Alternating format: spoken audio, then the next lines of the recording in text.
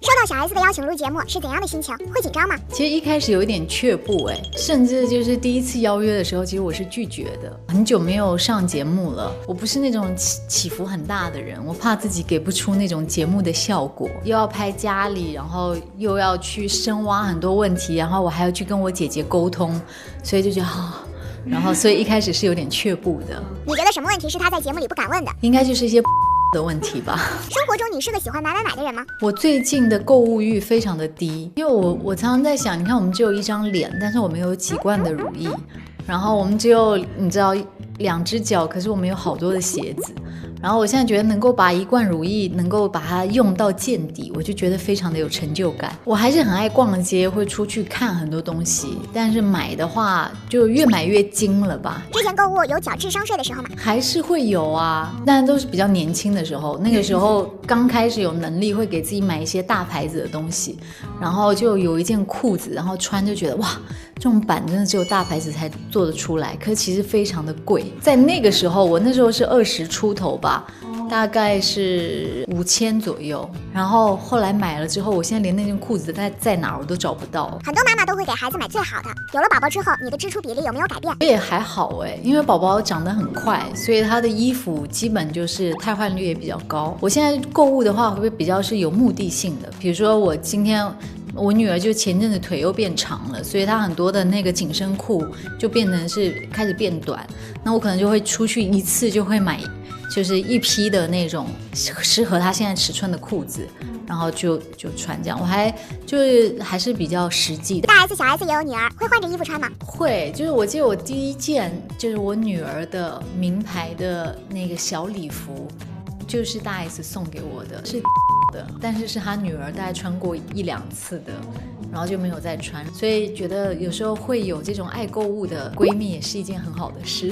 你平时会给孩子买大牌吗？我从来没有给女儿买过大牌，大牌的衣服都是朋友送的。转型做制片人之后，有因为压力大而疯狂购物吗？因为我现在在做的这个节目是我自己非常喜欢的内容，其实不觉得压力大，因为你做自己喜欢的事的时候，其实辛苦你也觉得你是可以受得住的，所以我并没有因为现在在做的节目，所以就觉得压力大要去购物。之前的旅行节目谈到你转型成功，小 S 爆哭，觉得你有进步，而他自己没有，朋友间会有比较或者竞争吗？我觉得比较并不能带来快乐吧。而且我觉得西弟他其实并不是在跟我比较，因为他有个部分其实比较胆小，他可能是觉得我能够有所突破，他就为我喝彩。但是其实我也一直觉得，像我那个时候在节目中也说，我觉得这个时代只有一个小 S， 就能够像他这样子妙语如珠，然后轻松的去调侃，然后身材又好，然后又会跳舞。当然每一个人都是独一无二的，因为我跟大小 S 其实认识很久，然后他们也很早就当艺人，然后我自己也是很早就跨入娱乐圈。可能在初期的时候呢，我们也经常会被媒体啊什么拿来比较，然后甚至会有媒体就比如说我们一阵子被拍到他们的聚会里头没有我，然后大家就说我什么远离了朋友圈啊干嘛的。在那个时候我也会心里头有很多的起伏跟动荡，然后心里头我也会觉得为什么要这样子，然后心里头会很多的不解。但是现在已经到了这个阶段了，就会觉得那些都不是事。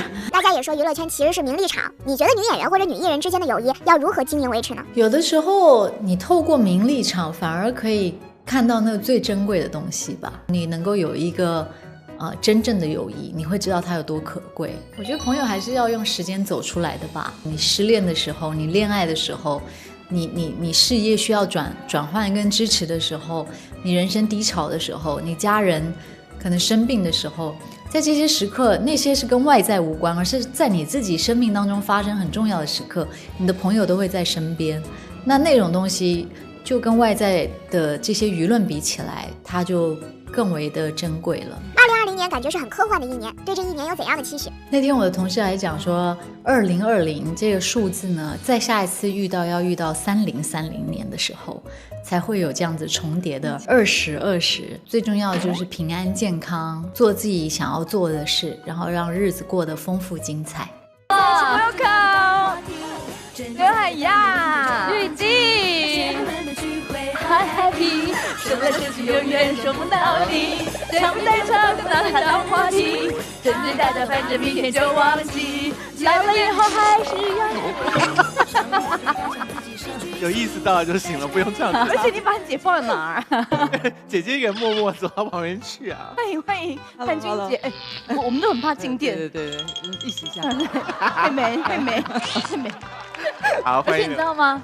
怎样？而且你知道吗？他们说要坐在沙发上，沙发上贴了一个黑点。对。我就很想问说要做的多准？你坐不准椅子会翻掉。对，就，你没有做到，做到很快。哎，他今天为你精心打扮呢。有吗？他用火柴烧他的衣服啊。天干物燥啊，他应该是想自焚吧？小心火烛。对，是造型啊。这衣服就是长这样啊。所以你是打算要让许熙娣知道你还是一个青春有活力的人，对不对？我是啊，我也是啊。你看我腿多细呀，阿雅。你有这个腿吗？我的腿也不粗吧？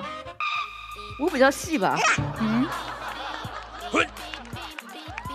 我腿比较细 ，OK， 而且我比较会跳舞。对，我觉得节目目前很贫乏哎，你们可不可以不要这样？哎呀，我们节目是深度访谈，你不要把我们节目搞得很低级，好不好？人家好意思说人家什么低级，他现在很高级耶。哦，对，节目超高级的。刘汉雅，我真的读到好多文章称赞你的节目哎。谢谢，有那么多文章吗？有那么多文章，就是那些知识分子就很赞赏刘汉雅。当时阿雅那个节目第1期的时候，他就约我，然后他就问我说，我很想要跟大家讲说，不要再骑大象了。他跟那个节目组开完会之后，觉得这个点还不够大。对。他说：“干脆我们就杀到非洲，然后告诉大家，其实大象现在生活的困境，因为还是有很多盗猎者要拔那个象牙，然后我们就刚好亲眼目睹，就是一头象在我们面前活生生就是刚被杀，然后就是牙齿被拔掉。现在每天在非洲有100头的大象被射杀，就是为了要取它的象牙。所以你做这个节目的时候，有担心去的地方都不会有好脸色给你看吗？其实。”就是这种未知，然后有一点冒险，然后但是其实又觉得是有意义的这样的旅程，就觉得很期待，不会害怕。现在听到讲话这个人是刚刚跟你比腿粗的同一个人吗？是。哎，我也发觉我自己有2级耶，我真的从0到100只要一瞬间。哎，我也有很有深度的一面，好吗？在哪里？把地址给我。不过讲真的，阿雅做这个节目之后，我真的非常的佩服她。对，有一天我们在阿雅开车，她就跟我讲说，她真的不想要再当目前的主持人了。我说为什么？她说因为她一直找不到自己的定位到底是什么。不就给她贴了一个黑点了吗？不是那个定位啦，你也很不浅，拜托。好啦，然后找不到定位，然后他说他想要转到幕后，然后去当制作人，然后做一个他真正想做的节目。我就说我支持你，可是我觉得那是一件很困难的事情，因为他还要去找团队啊，然后还要找导演，找什么。结果没想到他真的做到了，而且节目还真的那么好。然后节目播出之后，我就一直跟阿雅讲说，阿雅，我真的很 proud of you。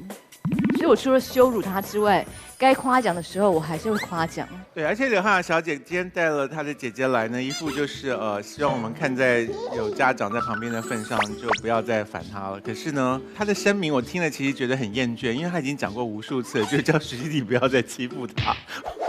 我已经听过很多遍了，就我在康熙时期就已经听过她叫你不要再欺负她啦。哎，可是我其实现在就你欺负我也 OK 啊。真的吗？那我过去赏你一巴掌啊！哎，不要那么认真嘛，不要那么认真。所以你今天还要讲这件事？没有，但我要讲的是我姐姐。请说。但是我姐姐呢，因为非常多年前就是有上过康熙，然后她一直觉得那是她人生中的一个污点，而且她觉得在整期她在上康熙的时候，陪她度过这么难熬的时间的是你身边的那只乌鸦。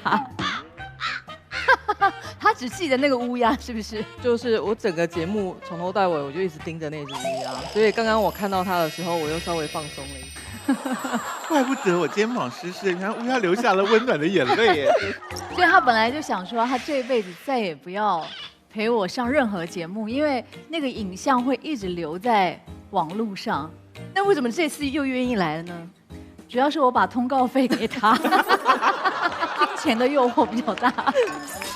好，我有读到他们的一些故事，就是好像姐姐也不是永远站在妹妹那一边的，就有的时候也会加入欺负她，可是有时候有很感人的姐妹情。对，而且呢，这一次刘汉雅拍的影片非常的丰富，有各式各样的方向。我们来看第一个影片。Hello， 欢迎来我家。这里呢，就是因为小 S 是我的好朋友，所以我愿意让大家来看我的家。我的家其实就很简单啦，简单到你看这里有一棵树，这棵树呢其实蛮有意义的，因为我有一个小学同学，他是在做那个园艺的，他就跟我讲说，其实在室内的话树很难生长，但我就一直烦他烦了3年，他就帮我搞来了这棵树，树干是真的，但是树叶是假的。为什么树叶要是假的啦？不是因为它只有那样子才可以存在啊。当然，就是这个小阳台的花草啊，也是我种的。然后重要的事情说3遍，我插的，我插的，我插的。摄影老师，我希望你可以非常的有眼光，就把这个花可以 zoom in zoom out， 然后360度角这样拍，好不好？不好看呢。这个呢是我的小花眼镜，是我人生第一副的小花眼镜。从去年开始发觉呢，看很多东西都要眯眯眼，眯眯眼。其实也不会很吃力啦，就一点点而已。就像偶尔会戴一下这个小花眼镜。因为我本身是处女座的，你知道，我是属于那种很极端的，要不然的话我就会就是乱到一种极致，但我一收也会收到极致。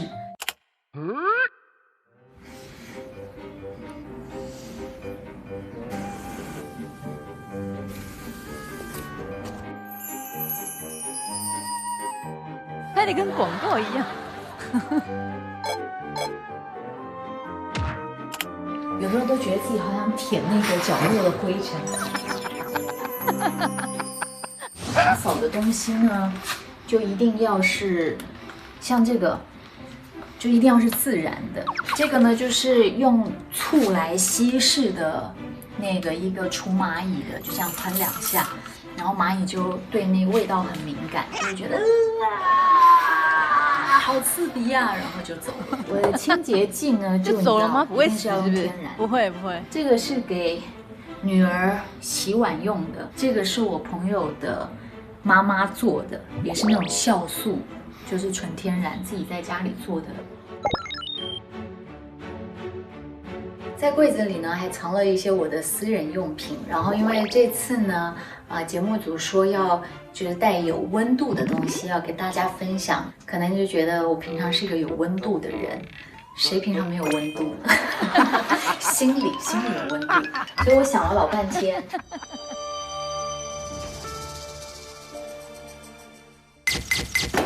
腾腾，艾灸盒够有温度了吧？不烧100度，它是没效的。不单单是艾灸，它也是养命根。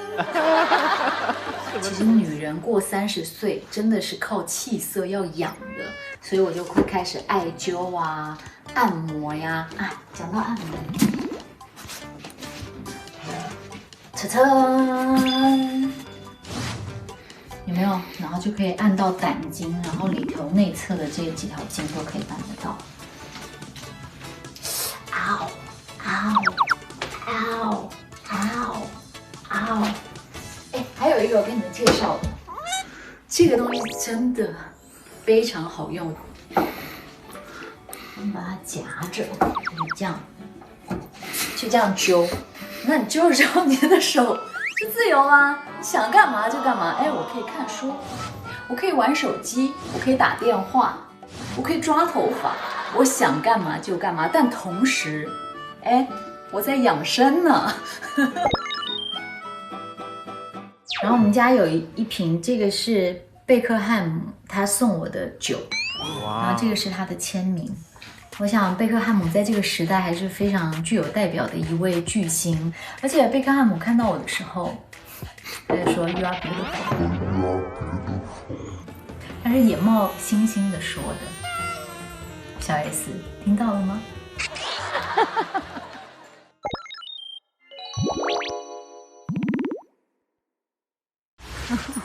树的树干是真的，可是树叶是假的，这是什么意思啊？因为如果你要自己在家里养一棵树的话，很难活。所以它是一只死树吗？它应该是一只已经过世的树，那你可以就剪一个树干，直接插在家里就好啊。但要找到，因为我们家那个屋顶是一边低一边高，要找到一个有这样形状的树干，所以找了3年。所以那个假树叶是谁帮你粘上去的？我的朋友，所以你的朋友可以忍受假树叶这种事哦。可以啊，我家里还有一袋，我可以送给你。我要粘在哪？就可以铺在地上当成落叶啊。所以你自己看了不会很难过吗？就是好像有一棵树，可是树叶却是假的。我觉得这样真真假假的感觉挺不错的，就像你的脸一样，就是忍不住，对不对？好啊，我们来比比啊。阿雅的脸看起来很自然呢。对呀，真的吗？她比以前来康熙的时候没有怕皱眉头好多啦。你现在可以皱眉头吗，西弟？没有很我有，你怎么会不能皱眉头？我可以啊，你搞什么啊？我可以皱啊。真的，你中间是没有皱纹的。这边给我皱起来。我为什么要皱眉头？我现在心情很好 ，OK。刘汉雅，我要看你皱眉头。你也没有啊！你们两个到底在搞什么啊？哎呀，你给我惊讶，好嘞，我可以很惊讶。我也可以很惊讶。等一下我要看刘汉君皱眉头。哎，他有眉头哎，他这才叫眉头啊！你好有人性哦。你今天心情不好，对不对？没有像我跟西弟一样心情那么好。心情没有好过。哎，他看起来皮肤很光滑，可是他却没有动手脚啊。对，为什么你没有像你妹一样沉迷于就是我哪有沉迷呀你？那你不能皱眉头是怎么说？你又可以皱了吗你？不是眉头本来就不好啊。哎，我们怎么从树聊到了眉头啊？请问？因为树是假的，眉头也是假的啊。我们是真正的朋友。所以请问那个树还要浇水吗？有时候会误浇，但是忘记它是假树是不是？除了树之外，一堆怪东西。什么叫自助艾灸器啊？什么那是干嘛的？那是一个非常有用的东西，就比如说烤腰啊，然后烤那个肚脐啊。您说那根爪子就这样弯来弯去的对准你要烤的地方是吗？对，因为你知道平常它其实也有一种是放艾灸，然后可以拿着，就是有那种就是你要一直手拿着，但是那个就很不方便。是。可是有了那一根之后，你就可以随时随地，你也可以转成背面或侧面或什么的。对。你有被揪过吗？它有那个艾灸包，现在就是像肩带一样，可以直接背在身上，就会更方便。燃烧中的吗？燃烧中的，然后他会把那个铁盒里头放艾灸，然后直接绑腰上。你这年轻人不错，也懂得养生啊。那个很好。你也在用艾灸啊？我奶奶用。我不想跟你聊天了。背一个铁包吗？它那个是一个肩带或者腰带，然后里面有一个一个的口袋，然后把那一个一个盒放进面，然后它会熏全身。然后奶奶背着那个会出门吗？可以出门，也可以不出门。那奶奶包包解下来会变成有轻功可以飞走吗？倒也不至于。我可不可以跟你奶奶要一下那个怎么买那个的方式？我送你吧，它那个挺便宜的，比那个可以用来夹手机。我觉得是给老烟枪夹香烟吧，就是夹好以后夹雪茄凑过去，凑过去凑一口。所以你被艾灸这样烤了那么多年，你有觉得身体变得很健壮吗？有，因为我之前就是因为那个《错冰进行曲》那首歌，是因为我真的很爱吃错冰，对。然后那时候就一天我可以为了减肥，就吃5碗冰，然后不吃正餐，因为觉得冰没有油嘛。然后减到最后呢，真的你知道夏天我穿再多的衣服都觉得好冷，然后手掌这边都是紫色。色的。因为你不是连那个经期都乱掉了吗？对呀、所以我后来就开始就是用这种老祖宗的方式开始养生什么的，就觉得非常有用，所以你现在手很暖是不是？就比以前要暖了吧？差冰那个时候，姐姐有觉得你妹妹要变成巨星了吗？没有想过，可是他那个时候这首歌他常常挂在嘴上。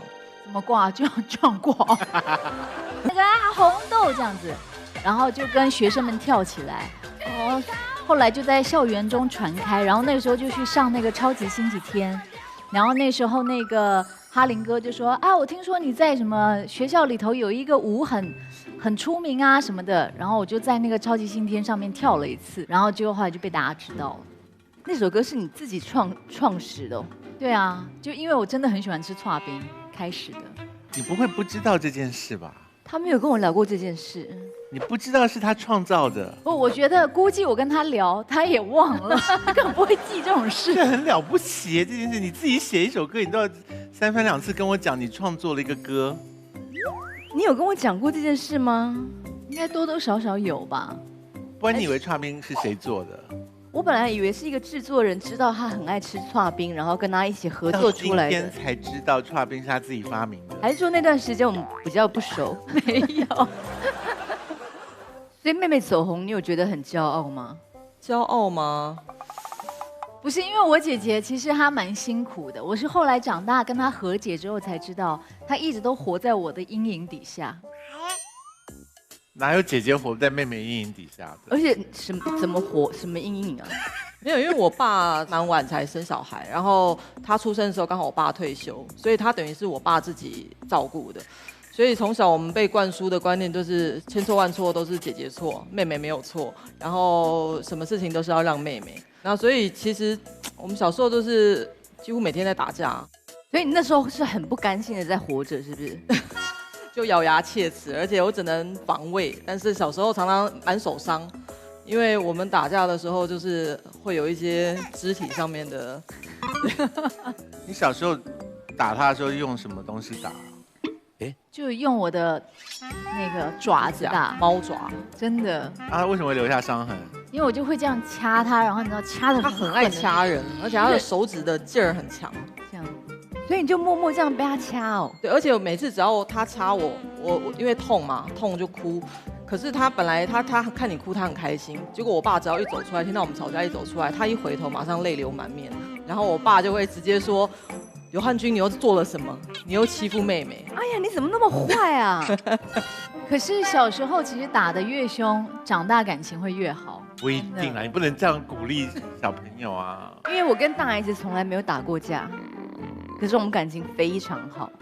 你们小时候也不会吵架吗？会叫对方去死而已。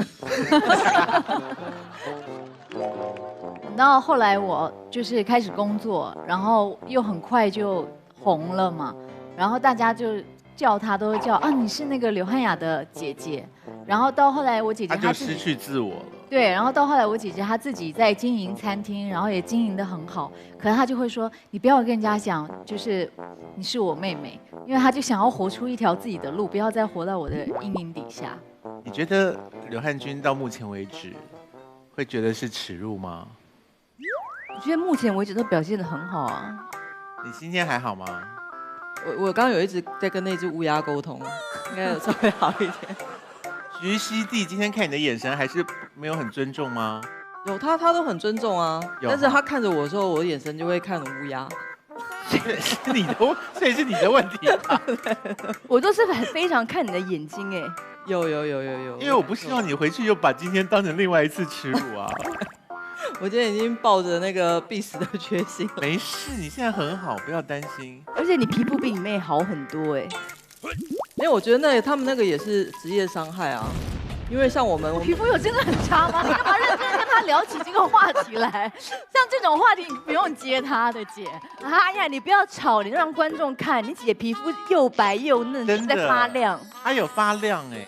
她皮肤真的很好，而且你妆应该非常淡吧 ？Hello，有啦我妆也没有很浓，一个很好吗黑的人，黑影走开，黑影走开。但小时候大家说她像郑秀文哎。有，现在还是有像。有就是他比你像明星啦，我跟你讲。对，其实她长得比我漂亮。就他如果在香港，就算不是明星，也是某电影公司的高级主管那种感觉，或者是写书的啦，或者是知识分子之类的。是的，我觉得皮肤还是需要保养的。阿雅姐，我推荐给您我们的富尔佳灯泡膜，它不仅可以提亮我们的肤色，也可以消除我们皮肤的暗沉。下次在姐妹的聚会的时候，边敷着灯泡膜边谈心，不但可以透亮肌肤，也能消除皮肤的暗沉，也能照亮我们美丽的心灵。哎，那你后来因为《穿冰心血红》的时候，你有想要让 S 姐妹车？因为明天早上又是要那种5点起来化妆的那种。所以你是有一种觉得姐姐很好指使的感觉吗？其实小时候虽然我跟我姐姐打架打得很凶，但我心里面一直觉得我跟她的感情很好，因为她一直都是我，就是我觉得最好的一个依靠。就不管是生活中的事啊，然后或者是失恋的时候啊，只要我跟她说我有困难，她永远就是会第一时间出来。所以即使你困得要死，还是会下来帮她停车。我会啊，她会。但你知道，一直到长大之后，有一天我跟他聊天，我才发觉，虽然我心里头跟他很靠近，但是我的那种种种的暴行，其实已经把他推得很远了。然后我才意识到说啊，就虽然我以为我很爱他，但是其实我的行为并没有非常的爱他，所以我就慢慢的在改变。然后但有一次真的让我改变，是因为也是我工作回来吧，然后我忘了带钥匙，然后那时候我姐姐在工作，我就打给她，然后我就很不耐烦，我说你赶快回来帮我开门好不好？然后我姐说好好好，可是我这边有事，我处理一下就回去。结果大概等了15分钟吧，其实也没有很久，但是她还没来。但你知道在等待，尤其我那时候又很狂躁，就每1分钟对我来说都是让我怒火中烧，就是你最累的时候，是不是？就虽然累，但是你也不能这样乱发脾气啊。然后就15分钟之后，我就打给我姐，就大骂她，我说你到底在搞什么？你知道等很久什么什么。然后我姐就后来就出现了，她就把钥匙拿给我，就要把钥匙拿给我之后，她就爆哭，她就说你知不知道我的工作有多忙？我也是在另外一边想办法把所有的事情处理完，然后把钥匙给你什么什么的。然后我看着她哭的时候，我心里面就在想说，刘汉雅，你到底在干嘛？你明明这么爱你姐，可是你是怎么在对她的？然后从那一次之后呢，我就下定决心，我一定要变成对姐姐有耐心，一定要好好爱她。然后我就大概维持了1个礼拜当天使吧。然后每次在当天使的时候，我就在观察说她有没有注意。然后我姐就觉得你干嘛？你有什么事情要找我帮忙吗？就是你知道，然后她也不习惯你变这样。对，然后就1个礼拜之后，她还没肯定我，我又对她发脾气，我又爆发了。我说我已经改变了，难道你没有看到吗？你根本就是一个很有病的人嘛，当时。对，然后我后来又对她爆发之后，我又在想说，那我要让自己变得有耐心，可是这种急的要让自己变得有耐心，也是一种没有耐心。你们懂我讲的那意思吗 ？Of course， 我们智商很高 ，OK，OK。然后我还记得前几年有一次，我听到我的朋友跟我讲，因为他跟我姐姐也认识嘛，他说：“哎，我跟你姐聊天，她跟我说你是她这一辈子最爱的人。”然后我心里就好高兴，超越爸妈。哎，也不用跟爸妈，对啊，不同的爱，但是因为我们小时候真的是就是一天到晚在吵架打架，所以其实我跟她真的不太像姐妹，比较多的时间是比较像是好朋友。然后很多事情平常不太会联络，但是只要一聊天，我们可以聊很久，而且聊得很深入的那一种。2个人真的都会就是流眼泪，就是会聊到彼此心里面就是可能是最近很受伤的事或什么。他一直很想改变他自己，然后因为我们从小相处模式就是这样子。我因为他开始研究星座，因为从小就觉得奇怪，为什么一个家庭长大2个小朋友的个性会很不一样。我们开始分房间之后，他有他自己的房间，他的每一样东西都摆在定位上面。然后那我就是因为国中生嘛，这东西就乱丢。那有时候可能笔不见了，橡皮擦不见了，我就想要进他房间去拿。我想要拿完用完再放回去就可以了。结果那时候他也才国小而已，每次一回来就怒气冲冲跑来问我说：“你今天是不是进我房间？你是不是动过我的橡皮擦？你是不是动过我的笔？”可是我就觉得奇怪，我明明都摆回原位。他说没有，我橡皮擦是摆直的。我就想说，天哪，怎么会差这么多？后来我就开始研究，我才发现他是处女座的。然后因为我是射手座的，射手座的就是会有时候太过随性，所以他真的是有洁癖，是不是？就我是比较极端吧，因为我跟你做朋友这么多年，我没有感受到你有那么洁癖耶。我觉得自己也还好啊。他刚刚在那个影片里面表演那些什么要用舌头舔哪个角落，然后是谁的手在那边擦每个角落啊？你们的同事，对对对。所以他们在检查是不是如你所说的一尘不染。对，因为我记得有一次我有几个朋友来家里，那我以为朋友来家里就会坐在客厅大家聊天。但我那大概3个朋友吧，他们就是在我家各种不同的角落，就站在那边3个人围成一个小圈圈，说怎么会这么干净啊？这边都没有灰尘呢。然后再换到另外一个地方说，哇，真的是一尘不染。我想说，然后就回家了吗？感叹完之后就说 OK， 哎呀，我们先走一步了。是卫生所派来的吗？啊，刚刚的东西里面呢，有那个他给你示威的贝克汉送的那个，我觉得还好啊。而且贝克汉一定是一下飞机就直接到你的节目，对不对？所以你是他看到的第一个华人，所以你觉得他能说什么？所以他是很无奈，最后只好说 You are beautiful 吗？没有，我没有逼他说或干嘛的，就是在最后我们要拍照的时候，而且是没有镜头还是什么，他就是说 You are beautiful。而且我的长相好像确实就是外国人会觉得，对你就是长得很华人，就是标准华人东方的那个代表。这段话的走向是，你想要引导到什么地方去？他其实主要是想要夸奖我很有东方美，东方味。对了，他东方味十足，没有毁灭的部分。没有，因为像很多现在华人都眼睛超大颗，然后鼻子超挺的，下巴超尖的那种。那个外国人可能就不会觉得说 beautiful， 因为就长得跟他们很像啊，圆润一点的比较 beautiful。对，所以他称赞完你 beautiful 之后，有交换联络方式吗？我觉得他几乎就要了，没有就没有，还几乎就要了。你为什么不说 Wait a minute， change the WeChat？ 不行，女生还是不能主动的。那请问他刚才非洲照示范那个滚轮是怎样？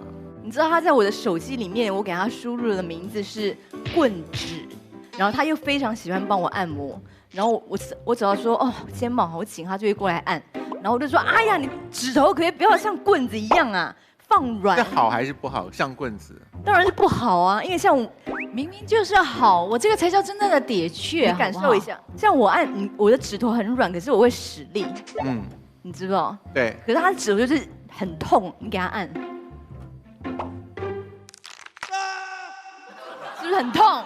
手指头为什么不能？我这个才叫点穴，好不好？没有，你那就是棍，不是见仁见智。如果你是喜欢拨筋型的跟点穴型的，那你就要找我，就要抠我这样的技师。你再按我一下。又虎口又虎口，你除了虎口还有别的地方吗？不是，你最近头发不是分叉吗？可以按一下虎口。头发没有分叉，按虎口可以防止头发分叉吗？我头发发质好的不得了，好不好？什么意思啊？因为每一次他们只要有任何的毛病，我都说按虎口，比如说晕船呐、或者是什么胃不舒服啊。按虎口真的有用吗？按虎口真的有用，所以虎口可以治百病，是不是？是。还有敲胆经也可以。胆经在哪儿？胆经在这儿。然后是干嘛的？敲胆经治百病啊。又治百病。你可以不要再把这些错误的尝试交给你的小孩吗？当然，你真的生了什么病，还是去看看医生。只是你平常保健的时候，像你的经络啊比较活络嘛，这个也是我们老祖宗的智慧啊。哎呀，我有问题。请说。我以为你这一次来，你是要摆出仙女的样子，就是炫耀说你做了高级的节目以后，现在得了奖。虽然一般观众没有很爱看那个节目，可是一般观众没有很爱看那个节目吗？点击率还好啊。哦，还好。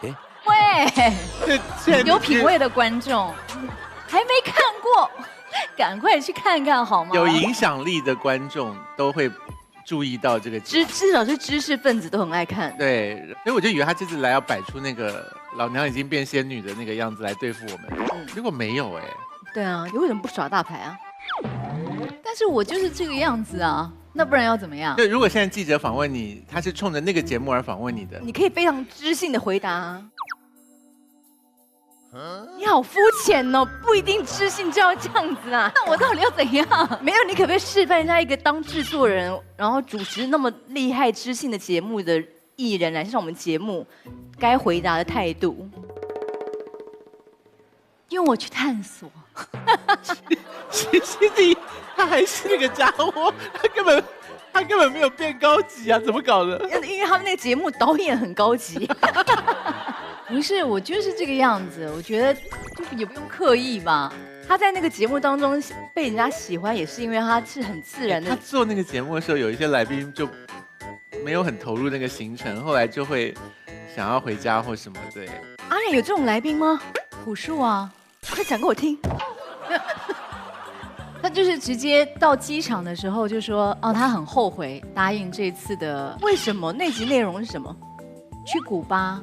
他不开心吗？那个不是，因为朴树他本来就是一个很做自己的状态，然后他可能一开始也是觉得这个行程听起来很有意思，然后但是他到了我们要出发的时候，他那个时候的心境就很想要自己待着。你说在出发之前，他突然那个想家的感觉，想一个人静一静的情绪突然上来了。对，然后他就真的走了吗？他虽然还是很敬业的没有走，但是他完全就让你感觉他不想要留在这儿。可是你不是说他在那集里面还有上台那个对对对器什么？后来大家就说朴树真香嘛，就是说他一开始其实是很不想的，但当他慢慢在经历一个过程的时候，他自己就开始喜欢上了。他就是一个很真实的一个状态，所以如果朴树他当时是那个样子，我也觉得很好，总比你明明是那样想，还要假装说啊这样这一切很好，因为那种假你其实也会感觉得到，他还是一个很有温度的人。你觉得跟谁的相处是真的让你觉得战战兢兢？没有让我觉得战战兢兢。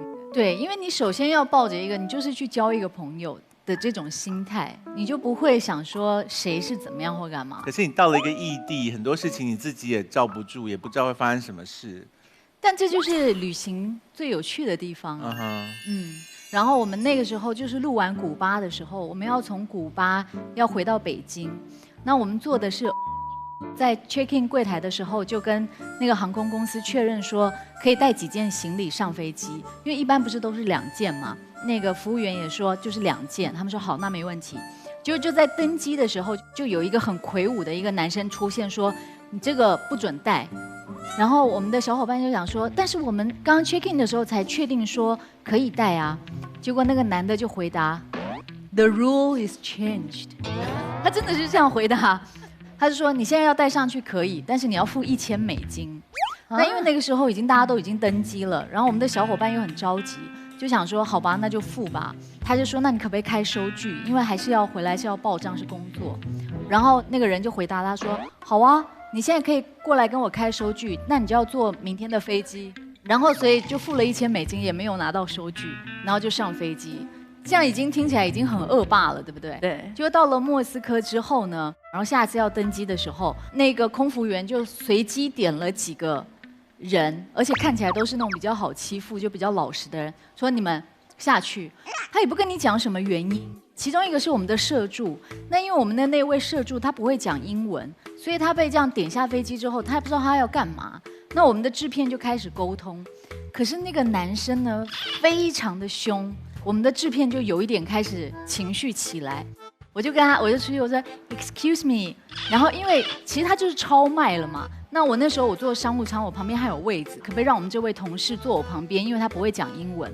结果你知道那个男的看着我，好像觉得我羞辱他到极点，他这样看着我说 Get out or you pay me the money Get out。 真的假？真的。然后我就吓到，我想说怎么会是这样子？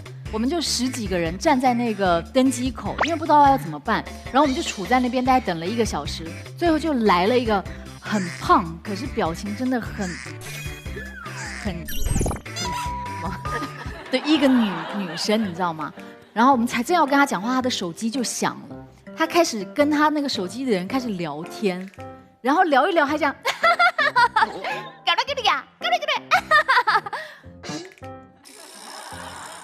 我们10几个人围着她，我那时候真的你知道吗？我真的已经就是火已经烧起来了，可是我还是跟自己说我要忍住，然后还挂掉，然后我还正要跟她说，她就跟我讲一句，她说你们已经犯法了，你们不受这架飞机的欢迎。犯法？对，我说什么意思？他说我们会在法庭上见到你们，然后他就不跟我们解释，他就跑到后头把所有的乘客叫下飞机，因为好像我后来了解，就是如果乘客整个下飞机的话，那就是代表是我们这群人让这个飞机不能飞的，然后就出现了大概10个警察，都拿着枪跟警棍。然后就把我们10几个人带到一个小黑屋里头，开始做笔录。我们连去上洗手间都要有拿枪的人跟着我们去，好像我们是暴民，你知道吗？后来还是大使馆的人来救我们，还动用到大使馆。然后我们坐在那个小黑屋的时候，小伙伴们对看，就说这个才是真正的奇遇啊！而且最后呢，那个航空公司没有派任何人来跟我们解释，就过来跟我们讲说，我们领导说你们还是不能坐这间飞机，而且我们不能帮你们安排下一台，你们自己买票。所以我们又重新花了10多万买了这10几个人票，然后坐回北京。所以你有觉得说你以后从此以后不当吗？再也没有行出现在鹅的名单里了。可是万一你的奇遇旅程当中有人说他想去莫斯科呢？我会说还是不要了吧。所以你要记仇到什么时候啊？一辈子。你是想要再也不做有趣的节目了吗？哎，我那个节目也很有趣，好不好？我很有趣，我讲错了，对不起。就是很有品质、很有趣、很有情怀。你有看吗？每一集都有看吗？没有每一集看，可是都看到报道的人都充满了推崇的心，然后就觉得说阿雅真的长大了之类的，然后就会顺便骂你2句。骂我？就说活在你的阴影底下，阿雅终于长大了。你有活在我的阴影底下吗？也没有啊。对啊，我们俩根本就是很好的朋友啊。要活也是活在大 S 的阴影。你这话可不要乱说。对呀，哎，大家不要这样好不好？所以是你们2个人都活在大 S 的阴影下。也没有，他哪有人？我们多爱他。我们是真的很爱他，他也很爱我们。他最近没有骂你了。最近一次是我骂他。因为他约我去他家吃饭，然后他们家是史上最不爱开门的一户人家，然后到他家门口之后就按那个门铃，然后按一下之后大概等了10分钟都没有人来开门，然后我就再按一下，然后又等了10分钟，然后我就开始火上来，我就这样，也没人开门呢，然后我就想说我要打电话给徐熙媛，我的手机在他们那个电梯门口没有收讯。所以我也不能打给他，然后我就这样拍他门说上我的门口。可是因为他们家很大，然后他的卧室是在家里的最角落那边，所以他真的听不见。然后我就很气，我就按电梯，然后想说我下去，等到有收讯的时候我就要骂他。然后最后我就走到很远的地方，然后总算有收讯了。然后一有收讯之后，我就跟他写一个简讯给我说，你不是说你到了吗？你说气不气？我说我在你家门口，你都不开门，我就要上去 ，OK？ 你给我开门。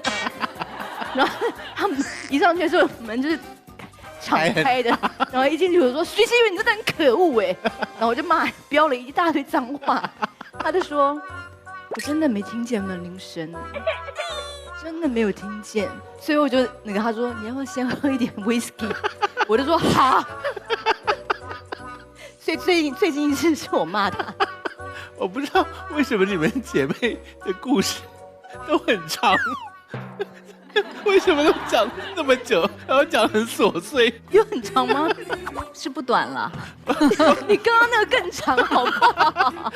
莫斯科那个也很久，我的妈！好啦，我们现在访问已经没时间啦，这2个故事占用掉了。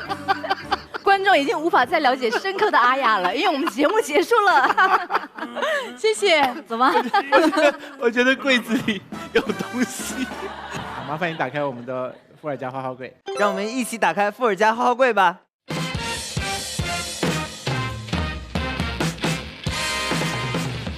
眼镜有什么好拿来的？因为是人生第一副的小花眼镜嘛。哎呀，我想跟你沟通一下。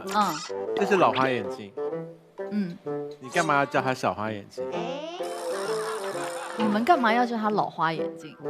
它从诞生的时候就是被取名为老花眼镜，你凭什么要有一个新名字了？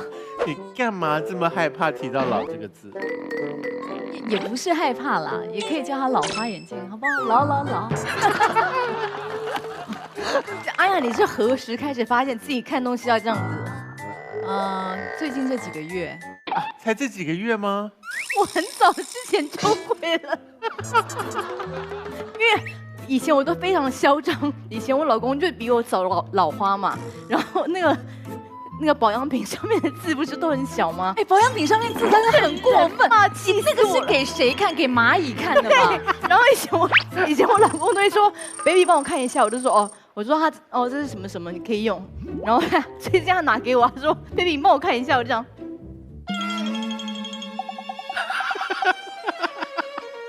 什么东西啊？不要再买这个东西了 ，OK？ 我有问题，你们作为好姐妹，为什么不让彼此知道你们有老花眼了？也不会啊，没有脸讲是不是？我们那时候去旅游的时候，不是会这样，然后就有讨论过说怎么看，现在看东西都看不见。那为什么你没有老花眼镜？因为我觉得我还硬撑还是看得见。其实我硬撑也是可以，只是觉得人生何必要硬撑？那你何必硬撑它为小花眼镜呢？你已经接受这。我没有在硬撑，我发自内心觉得他还蛮可爱的。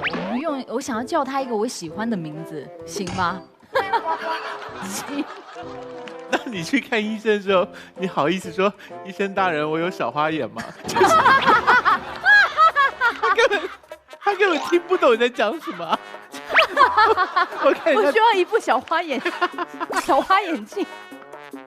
但我前阵子看了那个蜜雪儿菲佛的 Michelle Pfeiffer， 是，就是她现在60吧，然后她也是从很年轻的时候就做演员啊、出道什么的，然后她就说。他说他有时候在做一些事情的时候，会突然觉得怎么那么的吃力，然后他才想到说，哦，原来我已经60岁了。因为有的时候其实你心里住的那个人，并不代表你跟你外觉得自己是20几岁、10几岁。对，他说你会忘了你自己的年纪，但是呢，他现在越来越知道，其实所谓的美丽不是你的外表要很年轻，而是你要活出那个年纪最好的状态。那你干嘛一直去打肉毒？我没有一直去打，我1年就打个1次2次，跟你一样，好不好？好，接下来我们要再去看阿雅的家的其他的方面。这个照片我一直放在这边，就是我们4个人小时候一起去玩的时候。这个是我爸妈应该是刚开始约会的时候，所以我觉得这张照片非常的宝贵。然后这个的话是我猜的最后一期，对我人生来说应该是一个很大的一个转折期。这个是那个周迅送给我的，这个是自闭症的小朋友们画的图。这个照片呢，就是我们跟自己的偶像，跟王菲一起唱了一首歌，跟王菲唱歌，哎，我的天啊！我们4个人那时候紧张到简直了，真的就是非常的紧张。我手上呢有一些很珍贵的照片，然后跟大家分享。那先从家人开始好了，因为我跟我爸的照片也很少，然后所以每一张我都觉得很宝贵。这个是我给我爸做饭，给你们看。我妈以前有多爱打扮啊！还有你看看我小时候的样子，我真的是一个乖孩子。我们那时候应该就可以说是留守儿童吧，在台北我们叫这样的儿童叫钥匙儿童，就是你会挂一把钥匙在身上，然后回家的时候自己开门。我跟我姐姐那个时候就是那样。接下来来看姐妹的吧，我们有好多都是在一起玩、一起 party 啊什么的。这个就是应该我们一起出去玩的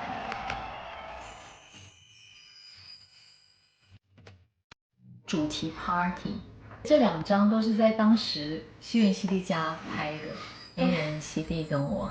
这个就是我们在去听音乐跟小酌一下的。那这个照片在网上很多，就是我们华冈艺校的时候就已经很爱耍宝，各式的合影。然后这个呢是我跟西地第一次滑雪，然后是小轩带我去的。这个是我人生中第一次坐飞机，跟 F4的合照。这个是西地的爱狗大大，搞得我好像暗恋他一样。为什么有这么多他的照片？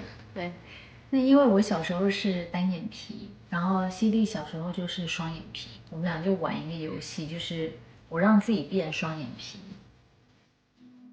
然后西地就变单眼皮。我真的不记得有这张哎。然后这个呢，这应该算是我第一次上节目吧。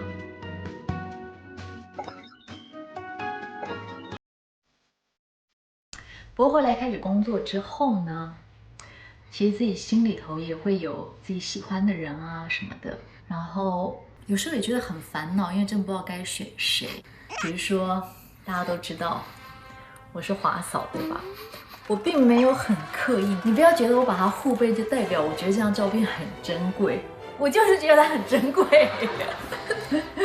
跟刘德华的结婚照哎。那么另外呢，大家可以看到，没错，先头盖的就是王力宏，所以我也不知道我在力宏跟华仔之间到底要选谁。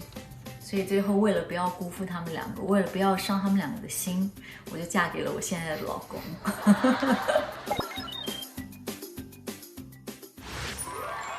你有想要嫁王力宏哦？我有一段时间还蛮喜欢他的可，是我们不是都认识吗？后来变朋友啦。那你有跟他告白过吗？没有哎，但我每一次看到他的时候，就还是会有那种蹦蹦蹦蹦的。他知道这件事吗？我觉得他可能不知道，他知道之后一定很困扰。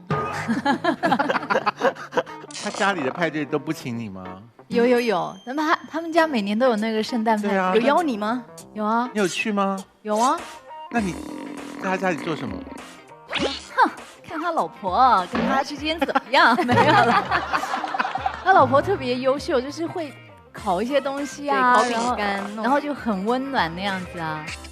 现在已经就变朋友了呀你。现在应该没有在喜欢哪个男明星了吧？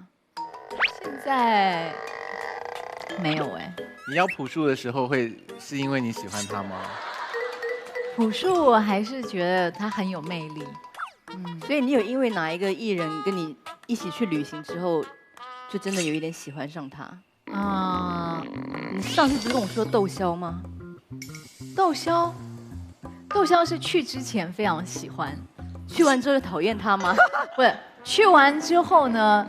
因为比如说朴树的话，朴树是属于那种你可以跟他谈心的男生，可是窦骁他就是属于超级直男，很阳光大男孩那种感觉，就会少了一点那种浪漫的幻想，你知道吗？对，因为之前是看他的戏就觉得哇很浪漫，可是其实他是那种嘿哎呀怎么那种，就随时都是这样子。对，他是属于很阳光的。窦骁如果知道你对他怀抱这种想象，他会 OK 吗？他应该会蛮高兴的吧？你有跟他讲说我很喜欢你的戏这种话吗？没有哎，你就装出一副专业主持人的样子。就还是不要一下子吓到人家吧。有没有幻想说两个人可以一起喝酒，然后喝醉，然后你不要把你的想象套在我身上好不好？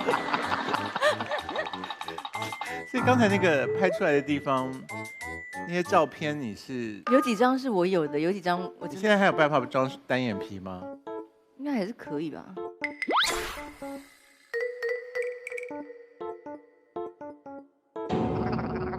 有成功哦！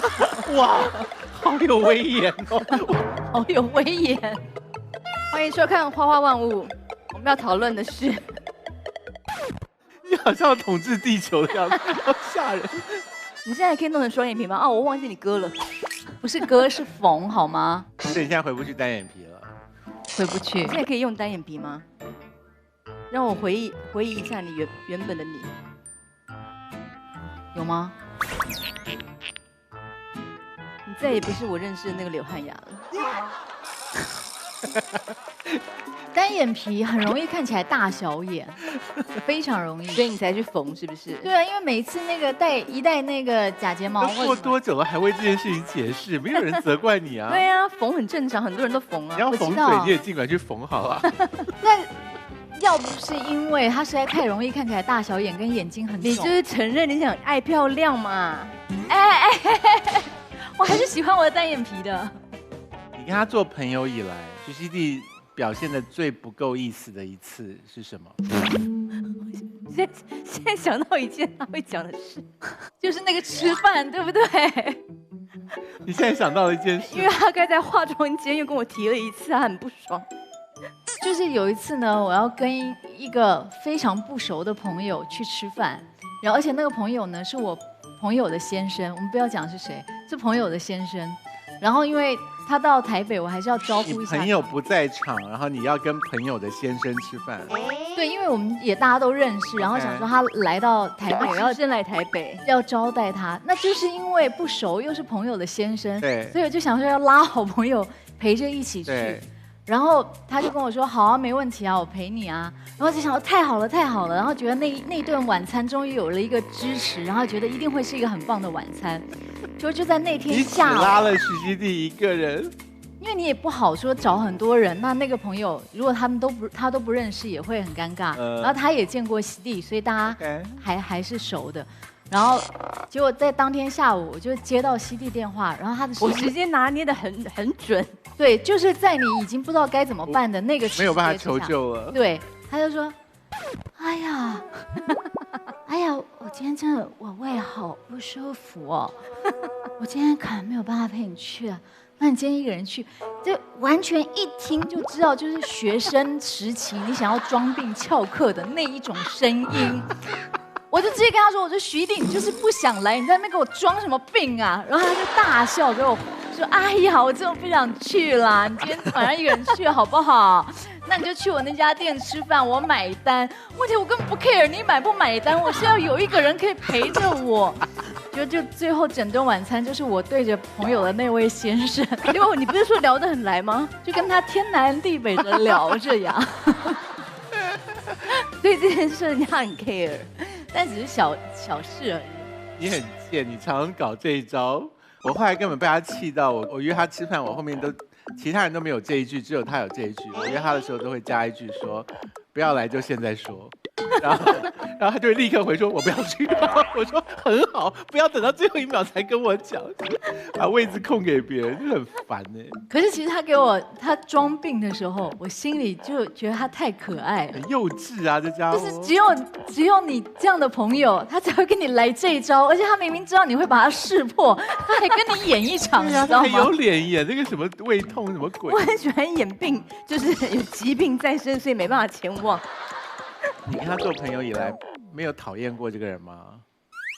没有嫌烦过？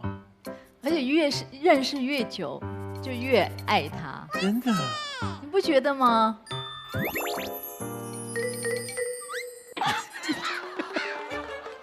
他很多部分我其实很欣赏，比如说，他真的，我们两个是那个最后换智慧型手机的，因为就觉得那个东西可以用就好。可以拿来讲哦。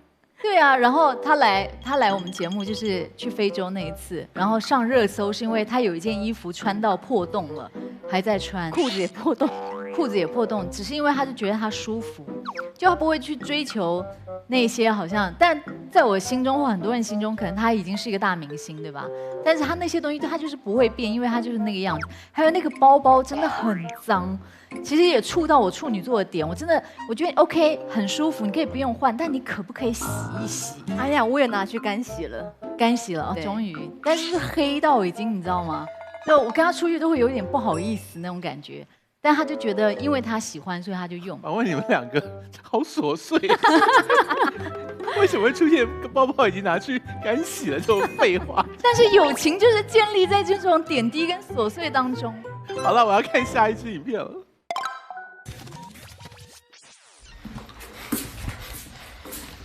欢迎来到楼上。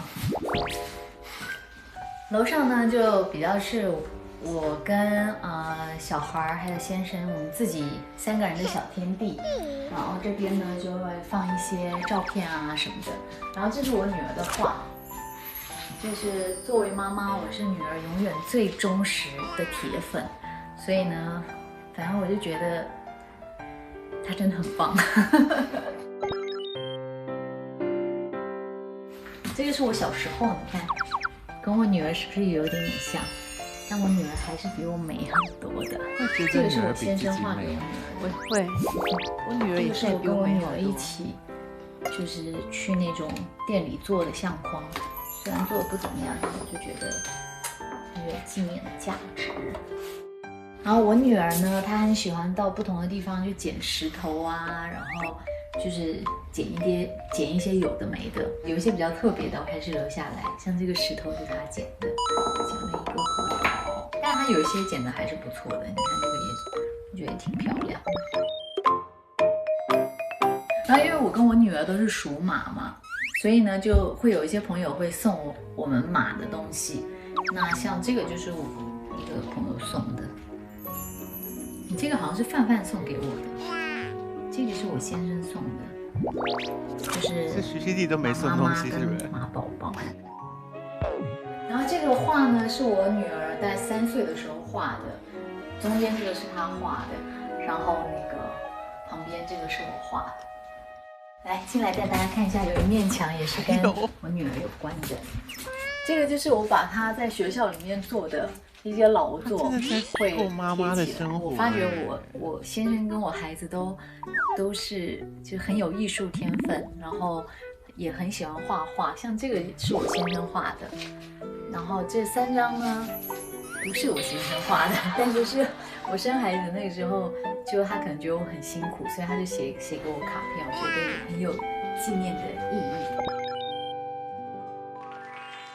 这个影片的主旨就是徐熙娣没有送过人家任何东西。哎呀，我真的没有送过你女儿东西吗？好像没有哎。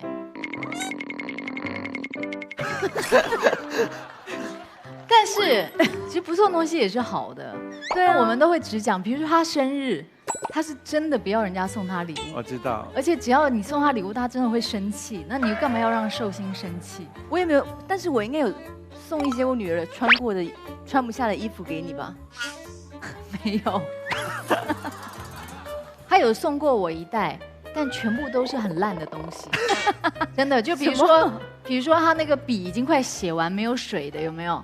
他送给我，然后还有用到一半的痘痘药膏，就是他也会送给我。我觉得那是开送烂礼物比赛吧。对，然后还有一个是她怀女儿第1胎的时候，每天都有在念佛经，然后她后来没有念之后，她不知道那本佛经该怎么办，她也送给我。如果阿雅像刚刚那影片中这样拉着你在她房子里说这个是她画的画，这是她捡的石头，这个那个。我就说，哎呀，可不可以先给我一杯红酒？所以有酒就好谈。所以做妈妈的人不一定能够认同另外一个妈妈的热情，是吗？我们通常不会拿这些东西去烦自己的姐妹淘。你不要跟我说，我等下柜子打开来，里面有你女儿捡来的石头。那是一定有的呀，你要懂得欣赏。把柜子打开，我看。让我们一起打开富尔家花花柜吧。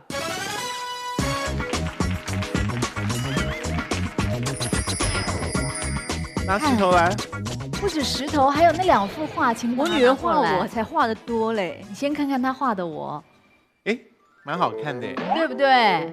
她还是很有眼光的，好不好？真的，这好看的石头。我看，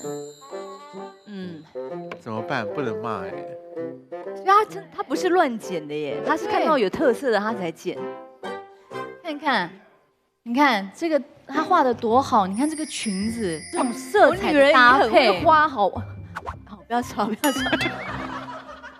就是我在外头工作的时候，然后她想我，她就给我画了一个，很好看。然后就说妈妈她爱我这样子。我女儿每一天都会画我，你再把另外一幅拿过来，然后都说 I love you 什么的 every day。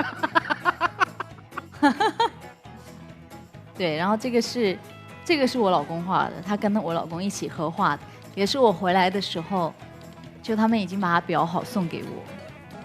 刘汉君，你有料到你妹妹有一天过这个生活吗？没想过哎，我一直觉得他是一个事业心蛮重的人，就是我的感觉里面了。对他非常的重视他的工作。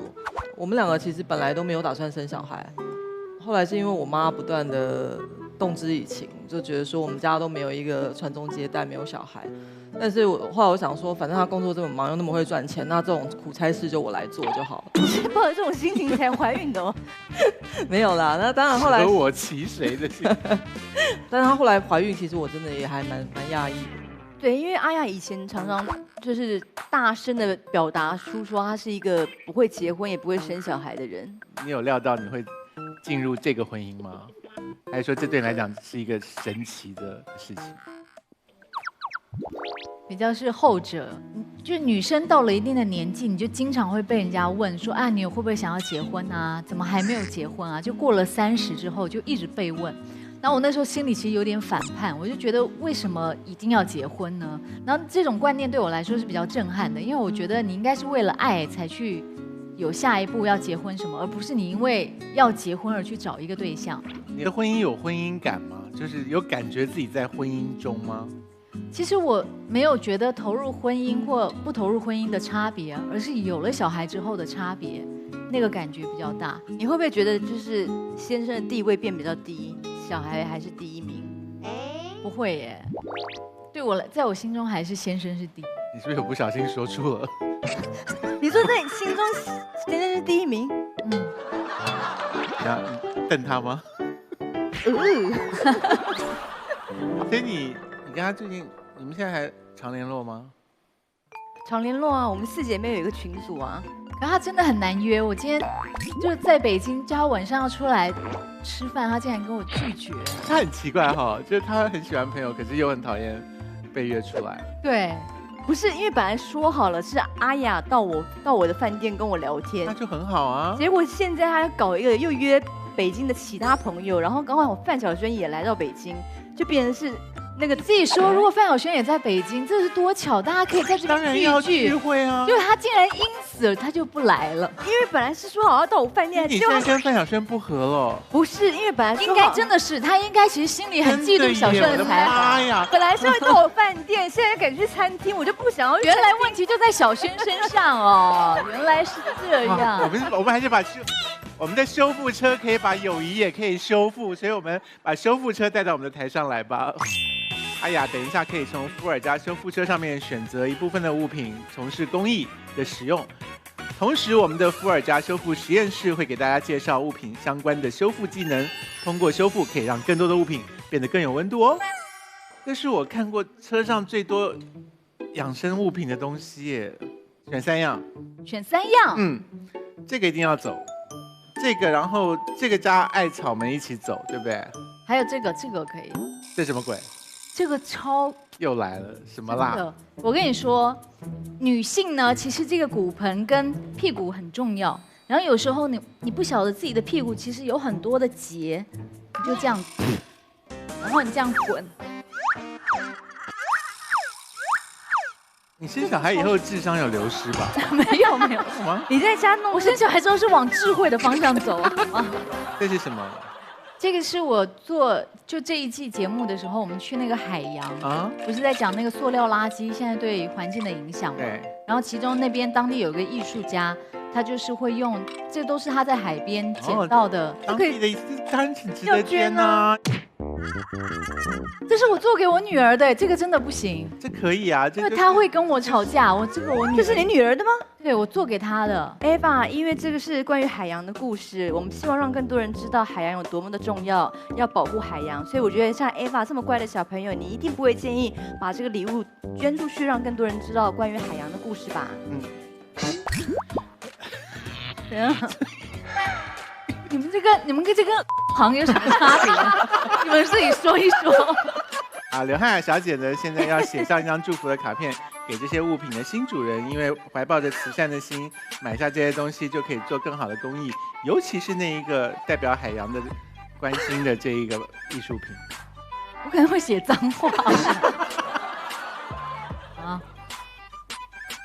把新的一部分交给你了，好自为之。刘汉雅的祝福，希望拿到的人可以珍惜他们。拜拜，谢谢。